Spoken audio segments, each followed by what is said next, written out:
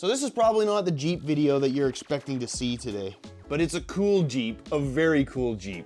A much larger Jeep was supposed to be here today, but it is stuck in transit somewhere across the country, and you're gonna have to wait for that video. I got this over a year ago and did some modifications to it, and then 6 months later I drove it. And then 6 months later now, I'm actually putting the video together. It's fun and it's not a giant Jeep, but the giant Jeep's coming. That's all I can say about that. One thing of note in the video is how tidy my bench was.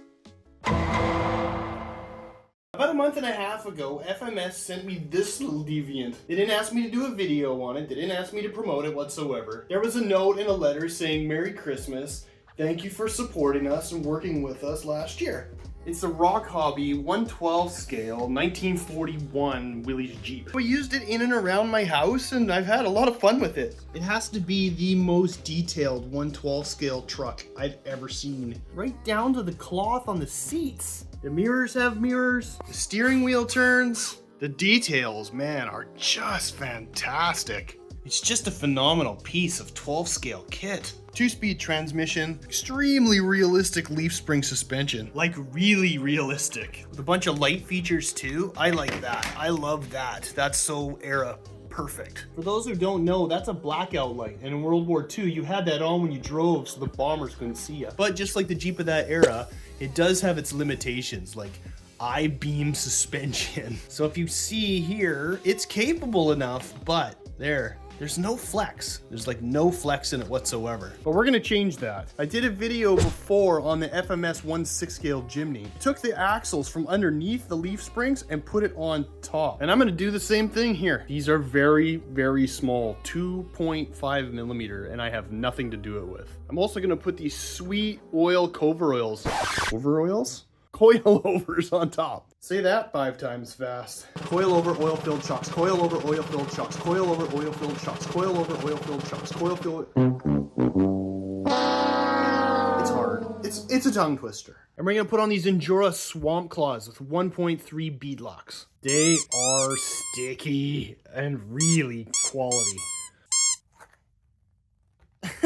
I'm gonna speed up the build, but I'll stop if there's a couple things you want to know in case you're doing it yourself. So right off the hop, this thing was problematic. It doesn't come with hexes. The original wheels just had like an indent for the pin on the actual wheel. It's immaculately built, but those nuts were the tiniest nuts I have ever put my hands on. That's what she said.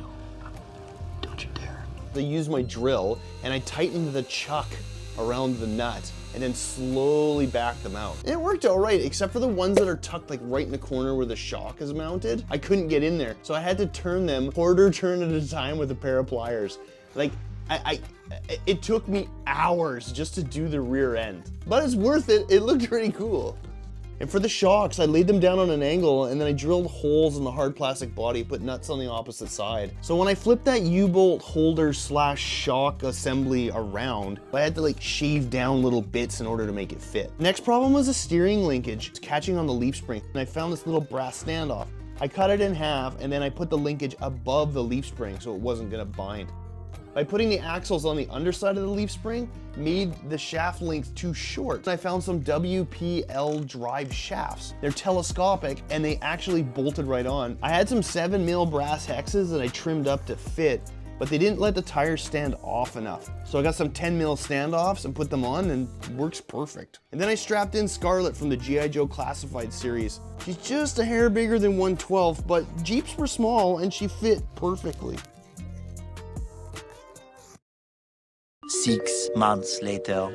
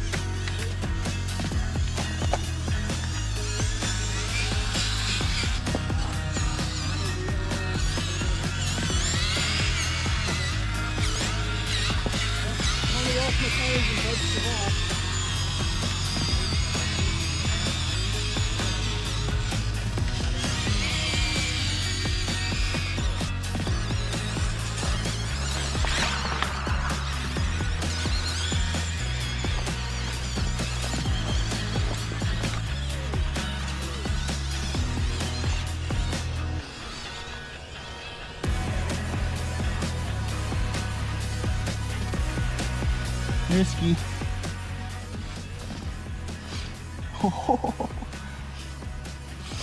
No! Ah! You okay? You're okay. Speak to me. You're fine. You're fine. This place has so many cool lines. Lines after lines after lines.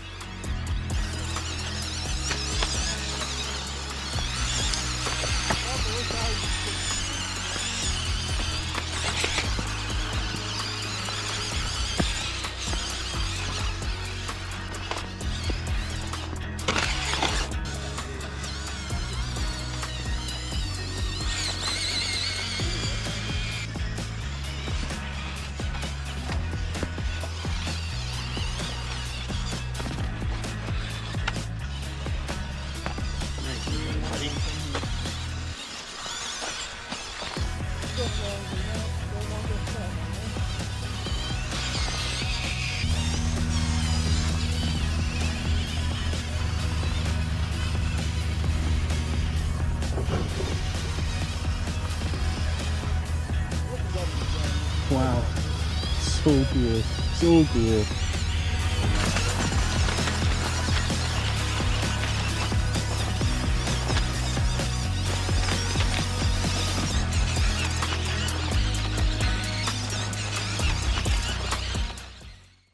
And that's pretty much it. A little bit of tuning here and there can turn an RC into something it's not supposed to be. And that's the fun and the beauty of this hobby. And if it works, great. If it doesn't work, you've learned something and you try again. If you like this kind of stuff, I'm glad. And if you want to see more of it, like and subscribe. I don't ask enough and I really should. It's gonna be a good year and hopefully more of these with a lot more excitement.